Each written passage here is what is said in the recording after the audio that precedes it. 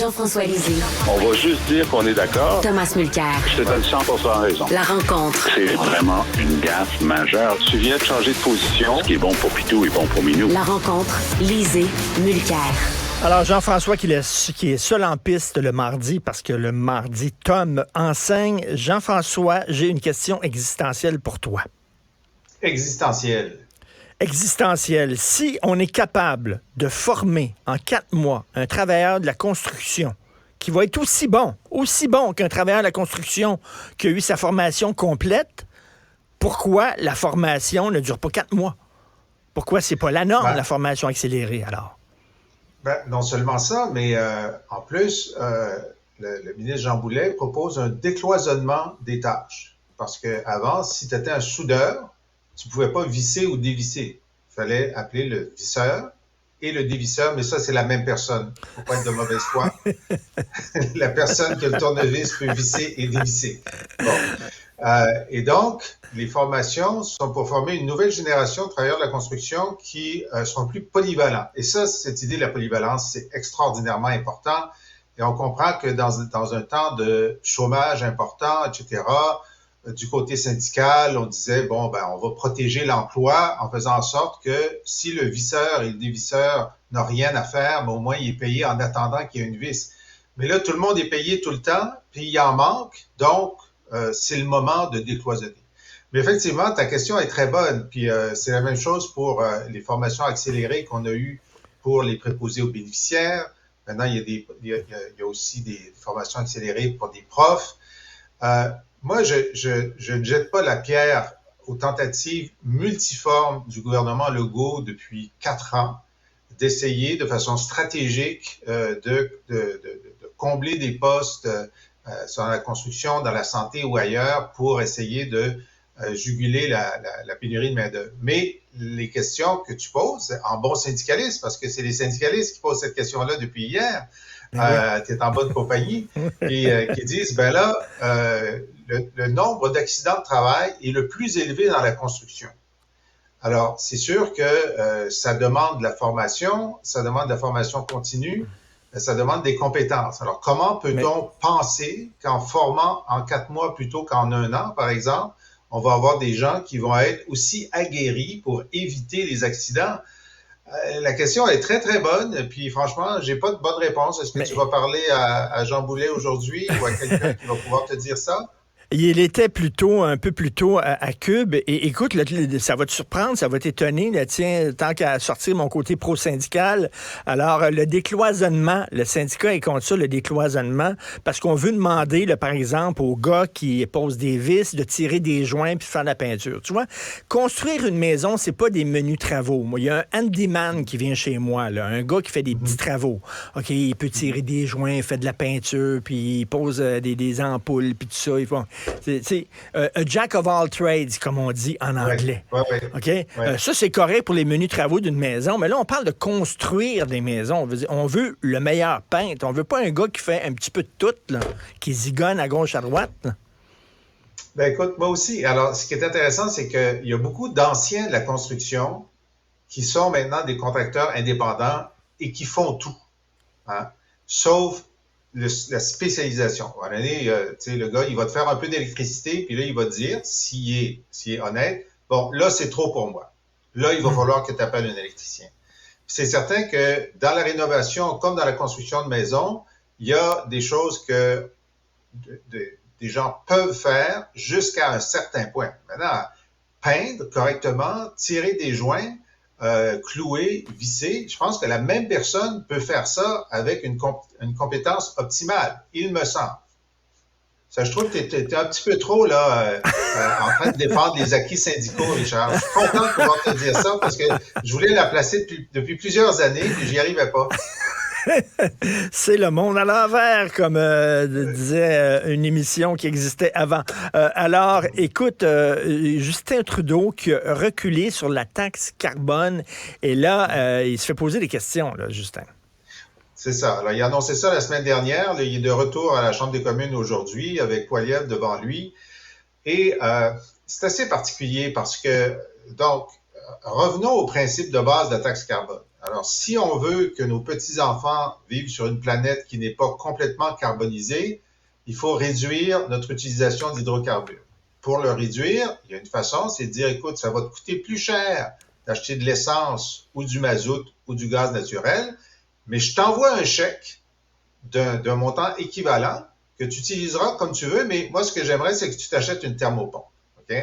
Alors, c'est ça, la taxe carbone fédérale. Nous, on ne l'a pas au Québec parce qu'on a la bourse du carbone, on paye plus cher nos hydrocarbures, puis on ne reçoit pas de chèque. Nous, on ne reçoit pas de chèque.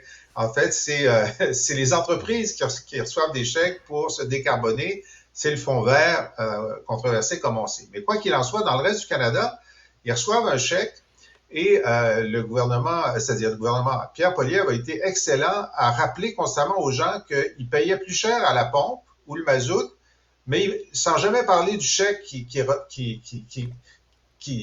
reçoivent en retour. Et ça, dans la vie politique, qu'un gouvernement te dise « je te prends d'une main, je te donne de l'autre main », même si c'est vrai, même si ça dure quelques années, les gens se souviennent juste de ce qu'il a pris, puis ils ne pensent jamais à ce qu'il a donné. Jamais, OK? Alors, ce qui fait que politiquement, c'est très dur à défendre.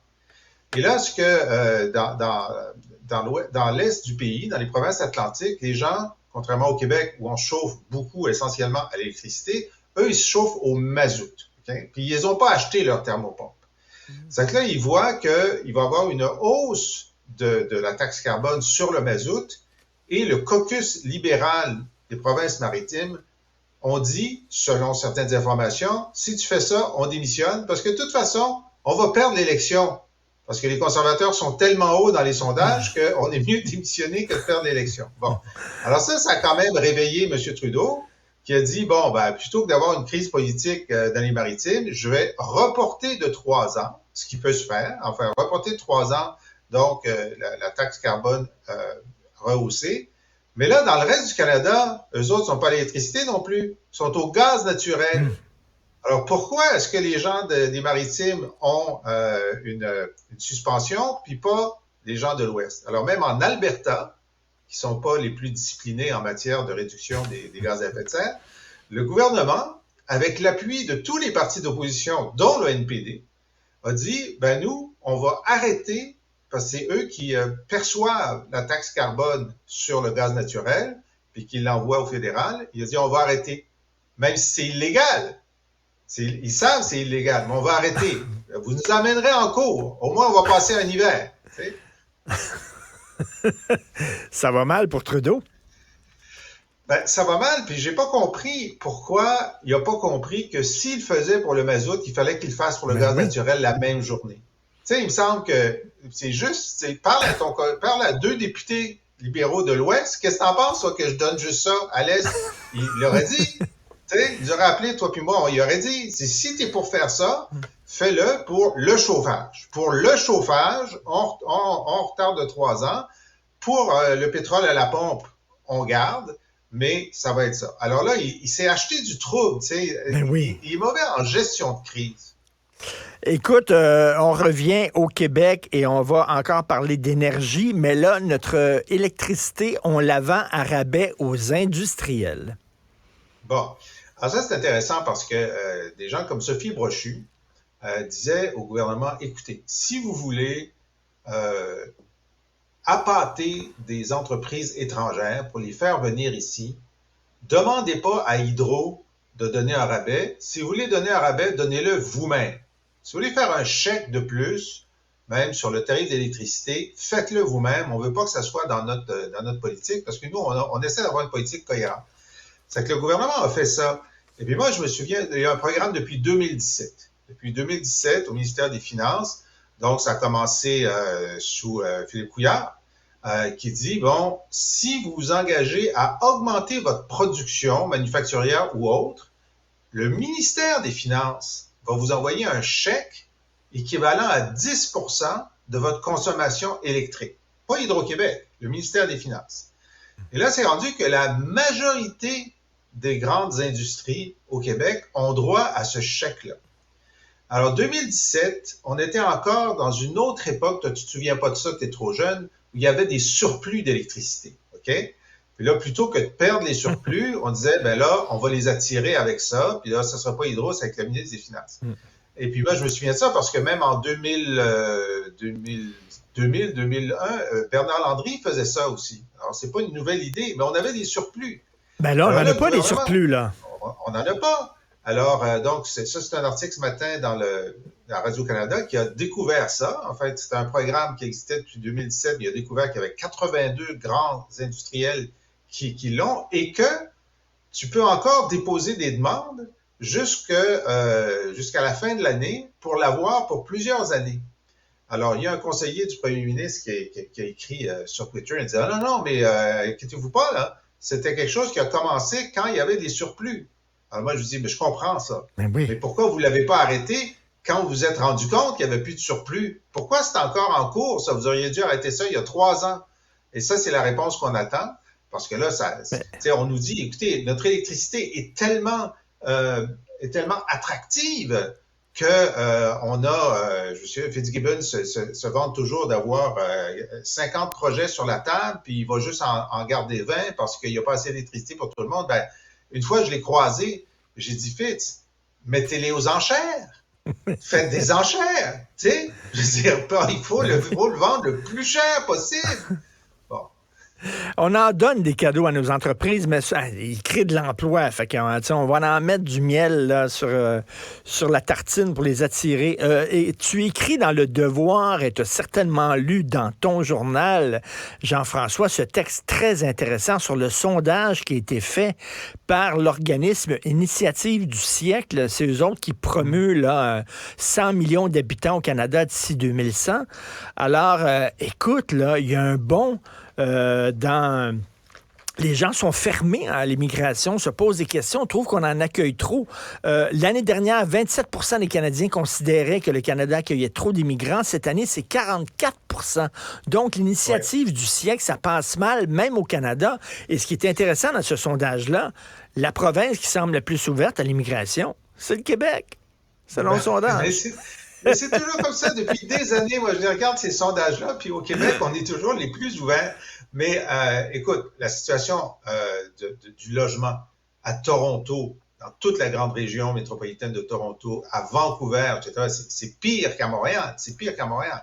Et là, les gens ont fini par connecter là, dans leur cerveau deux neurones qui ont fait un filament, puis ont dit « Ah, il y a peut-être un problème avec la demande. » Et qui demande, ben, si on a 1 million d'immigrants de plus par année, peut-être qu'il y a trop de demandes pour le nombre de logements. Et moi, j'ai vu un autre sondage récemment, lorsqu'on demande aux Canadiens anglais, est-ce que vous pensez qu'il faudrait faire une pause dans l'immigration jusqu'à ce que le marché du logement se rétablisse? Il y en a 70 % qui disent oui. 70 % on n'est pas contre, on peut faire une pause. Là, il y en a 44 % qui disent il faut réduire en général. Il y en a 70 qui disent qu'il faut faire une pause. Là, et Jean-François, ce qui est intéressant, même les immigrants trouvent qu'il y a trop d'immigrants. Oui. Alors, les immigrants de première génération, le nombre d'immigrants de première génération qui trouvent qu'on accueille trop d'immigrants bondit de 20 % en 1 an. Oui. Mais moi, j'avais vu dans un sondage il y a quelques années, je pense que c'est Angus Reid qui avait demandé, est-ce que vous trouvez qu'il y a trop de gens de couleur dans l'immigration? Et puis, je me souviens, je pense qu'il y avait 12 % des Québécois qui disaient oui, il y a trop de gens de couleur. C'est épouvantable de dire ça. Mais parmi les gens de couleur, il y en avait 26 % qui disaient qu'il y avait trop de gens de couleur dans l'immigration. C'est comme... Moi, je suis le dernier rentré, puis je ferme la porte. Oui, exactement. Et donc, lorsqu'on dit que le Québec est plus fermé que les autres, plus frileux face à l'immigration, les chiffres le disent régulièrement. Alors, que c'est faux. Le Québec, on est hypersensible à la religion et à la langue. Religion, langue. À l'extérieur de ça, on est les plus libertariens. Je veux dire, quand tu regardes tous les autres indicateurs, moi, on avait fait ça une fois à l'actualité, on avait comparé le Québec au Canada anglais, puis on dit, est-ce que le Québec est vraiment distinct? Puis on avait répondu, mais-en, qui est vraiment distinct. Et sur la question des libertés individuelles, la liberté donnée aux adolescents, évidemment, le fait qu'on était bien en avance sur toute la question homosexuelle, etc. Ce qui fait que nous, on a vivre et laisser vivre au Québec, c'est très, très marqué sauf la langue et la religion. Et en terminant, écoute, je te croise souvent au théâtre, au cinéma. Ben bon, tu te promènes beaucoup en ville. Je ne sais pas si tu as une auto. Est-ce que tu as une auto ou tu utilises les transports en commun? J'ai une voiture hybride maintenant. Ah, OK. Ouais. Écoute, je suis allé au Centre Bell vendredi pour voir Michel Sardou. Le stationnement du Centre Bell, mon cher Jean-François, 41 $. 41 piastres stationné. Est-ce que là, ça commence à être du vol, tu trouves pas? C'est cher. Surtout que les billets sont assez chers. Hein? Oui, maintenant, oui. C'est une grosse sortie. Puis j'espère que tu n'as pas amené ta blonde, là, parce que ça commence à être cher. Mais tu sais, les journalistes, nous, c'est des billets de journalistes, mais tu sais, 41 $ pour le stationnement, je trouve quand même là assez. Il y a des gens qui en profitent, hein, qui s'en mettent plein les poches. Merci beaucoup, Jean-François. On se reparle demain. Merci à toi. Merci. Si vous voulez lire, vous commandez le dernier ouvrage de Jean-François Lisée, Par la bouche de mes crayons, qui est un recueil justement de ses meilleures chroniques dans Le Devoir, ou vous abonnez entre autres à son balado où il revient sur les grandes dates de l'histoire du Québec. Allez sur laboîtealisée.com.